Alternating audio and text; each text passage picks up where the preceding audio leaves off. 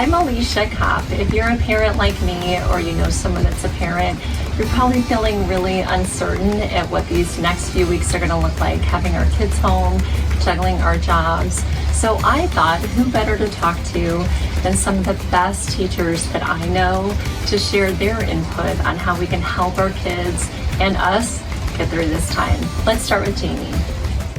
In my classroom, I found that establishing routines promoted a positive learning environment and increased our productivity. Following routines promotes habits which we value, such as organization, turning in schoolwork, completing home chores, and self-care. But most importantly, having routines creates consistency. Providing children and adults with routines gives us a sense of security. If a full day routine is too much, just start small. Create a morning routine, after lunch routine, or even a nighttime routine. Try to have some fun with it and invite your kids in to help you create this routine. You might be impressed with the sense of ownership they take and with the habits that they create. So some of you may be asking, what is homeschooling my child going to look like this next week? Well, if you're anything like us, you're already in a household with 2 working parents and maybe 2 or more students at home. So you have to figure out a system that's going to work for you. So in our household, we got together with the kids and we came up with a plan, and we took in their input and we came up with a schedule that would work for all of us. So here you can kind of see we have the must-do tasks of the day, and the kids have to complete their schoolwork, their reading, the daily chore, which they helped me actually come up with a list that would work for them, practicing their musical instrument, exercising, and their Bible story. They can do it in any order they want to. Now, as far as the bottom part, the extra activities, they can do all of these as soon as they are done with the top part. But this is just an example of one way that might set your family up for success as we navigate this next week together. Thanks. Hi, my name's Melody Barger. I am a social studies teacher at Parkway North High School. I wanted to give some advice about this online homeschool learning that we're all embarking on. I teach AP Psychology as well as 9th grade Modern U.S. History and some electives. Here's my biggest piece of advice. Make sure kids have a schedule. I would have them set their own schedule. This is a good opportunity to be prepared for the next step in their life, which could be college or just adulting. The other thing that I think will be very helpful, I am holding online office hours, as I know many of your students, teachers will. That's where kids can get on a Google Meet classroom or a Zoom, and they can ask questions or even just see me as a human so that it's not talking to this screen all the time. Finally, I would recommend parents, if you have questions or suggestions, contact the teachers. Let them know. We're all in this together. This is uncharted territory, and we know it takes a village. So happy online learning, and stay safe and well. Thanks. Coping with this pandemic can be stressful.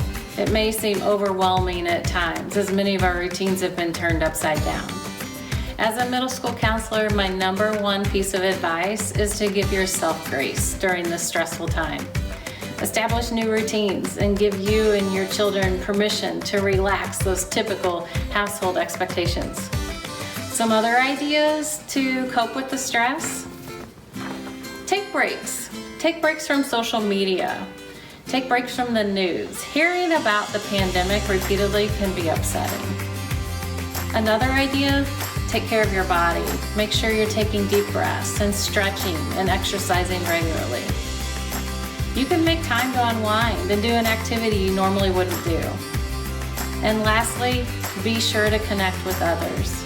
Talk with people you trust about your concerns and share your feelings. You're not alone. Gathering my own thoughts as an educator and a parent has been challenging.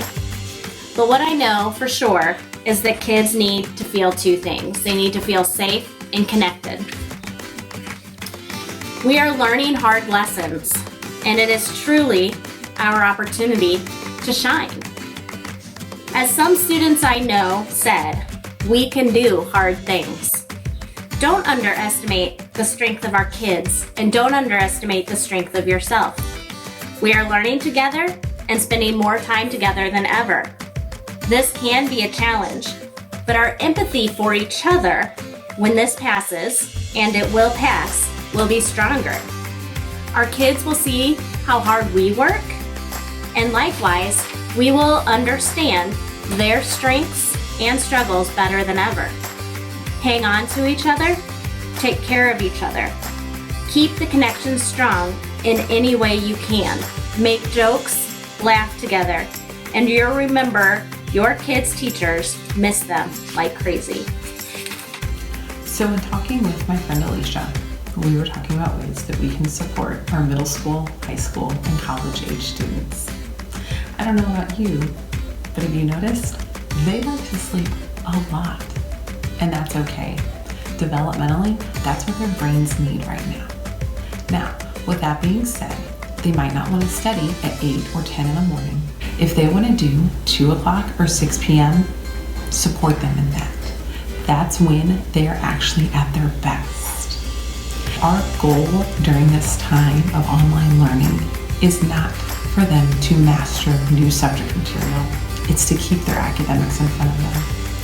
If your student gets stuck, have them reach out independently to their teacher. This is a great chance for them to practice that skill because it's a skill that they need in the real world. As we continue to move through this, we will do this together and we will do it well.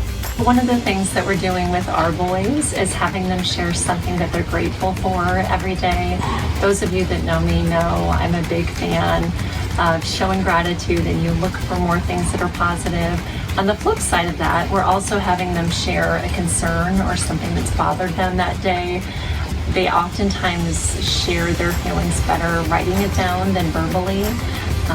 So I hope this has helped you today, and continue to do what's right, one thing at a time, and we'll all get through this together.